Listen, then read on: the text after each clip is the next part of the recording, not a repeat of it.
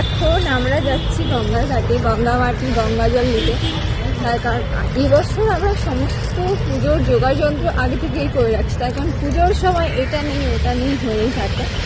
এই জন্য এবারে আশা করছি তেমন কোনো প্রবলেম দেখা যাবে না। কি বলিস? প্রবলেম তাও দেখা যাবে, পুজোর সময় সেটা জানা যাবে, দেখা যাবে হয়তো বাড়িতেই আছে কিন্তু খুঁজে পাওয়া যাচ্ছে না কোনো না কোনো জিনিস। তো চলো দেখা যাক, যাওয়া যাক।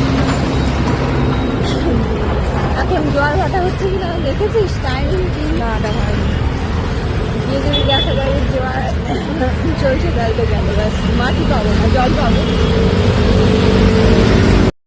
তো এখন আমরা রোড ক্রস করার জন্য দাঁড়িয়ে রয়েছি রাজভবনের কাছেই সামনে।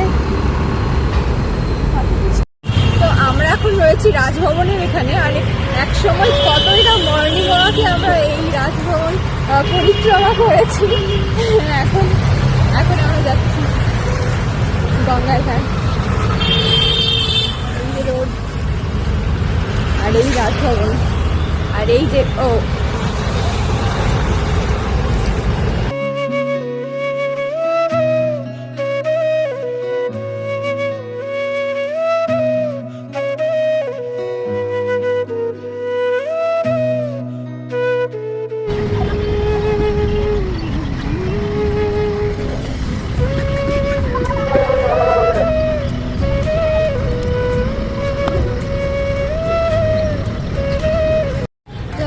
গঙ্গা মাটি নিয়ে ফিরছি, গঙ্গা জল গঙ্গা মাটি নিয়ে ফিরছি। বিষয়টা হলো আমরা দেখতেই পেলে যে মাটির কি অবস্থা, একদম সে পায়েস পায়েস বলাটা ভুলে গেছে।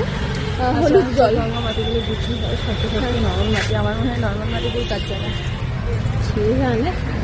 এবার ওই রকম মাটিতে হলে তো নৌকা ওখানটাতে যেতে হবে, তাই না? আর ওইখানে কি পাবলিক খেলা করবে? তখন মাটিগুলো পায়েসের মতো একেবারে তরল পদার্থ যাকে বলে। রোদ্দুরও নেই যে এটাকে শুকনো করা যেতে পারে। তো আমি পারছিলামই না, আমার নখে টোকে একদম মানে গোটা গায়েটা পাঁচ লেগে যাচ্ছিল। তো একটা বাচ্চাই আমাকে এনে দিল দয়া করে দূর থেকে গঙ্গা একটু একটু পরিষ্কার জল আর মাটি।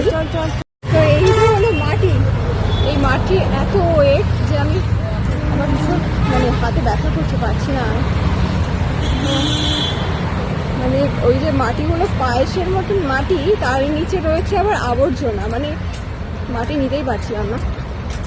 তো চলো, অনেক কষ্টে এখন আমাকে এটা দু হাত দিয়ে মানে ধরে নিয়ে যেতে হবে, কারণ এক হাতে আর সম্ভব হচ্ছে না।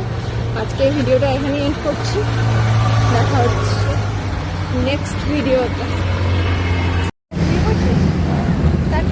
হ্যাঁ এই যে দেখো এখানে কদম ফুল ফুটে রয়েছে, যা নিচে রেখে দিল মাটিতে। দেখো ফুলটা, এই এর মধ্যে আবার এটা কি একটা পোকা মাকড়সার মতো, কোথায় গেল?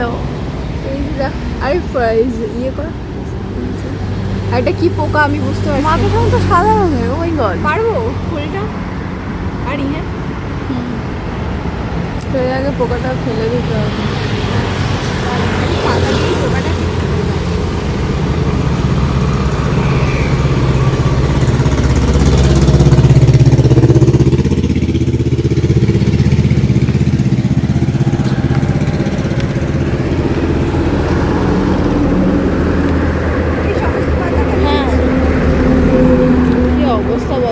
পাতাগুলো। এই যে দেখো কদম ফুল, এটা আমি এখন দেবো, এই নিয়ে